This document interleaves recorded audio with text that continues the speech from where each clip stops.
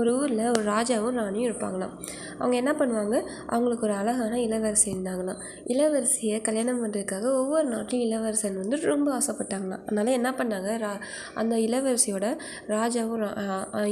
ராஜா ராணி, அதாவது அப்பா அம்மா என்ன பண்ணுவாங்கன்னா, அந்த இளவரசியை வந்து எப்படி சொல்கிறது, காப்பாற்றுறதுக்காக என்ன பண்ணாங்கன்னா ஒரு டெஸ்ட் மாதிரி வச்சாங்களாம். என்ன பண்ணாங்கன்னா, முதல்ல இளவரசியை உட்கார வச்சுக்கிட்டாங்களாம். பக்கத்தில் இளவரசியோட எடைக்கு எடையாக நகை வச்சுருந்தாங்களாம்.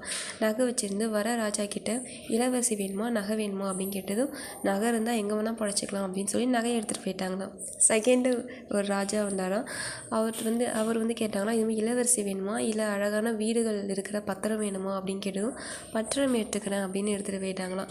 உடனே அதுக்கப்புறம் இளவரசி அழுதாங்களாம். அதுக்கப்புறம் மூணாவது வந்து ஒரு இளவரசன் வந்தானா. அப்பயும் வந்து என்ன பண்ணாங்கன்னா, இந்த இளவரசி வேணுமா இல்லை இவங்கள மாதிரியே அழகான 5 இளவரசிங்க இருக்கிறாங்க, அவங்க குரூப்பாக கல்யாணம் பண்ணிக்கலாம், அவங்க வேணுமா அப்படின்னு சொல்லி கேட்டாங்களாம். உடனே இளவரசன் வந்து என்ன சொன்னா, எனக்கு இந்த சிங்கிளாக இருக்கிற பொண்ணை விட 5 பேர் இருக்கிற பொண்ணை வந்து கல்யாணம் பண்ணிட்டு போயிட்டாங்களாம்.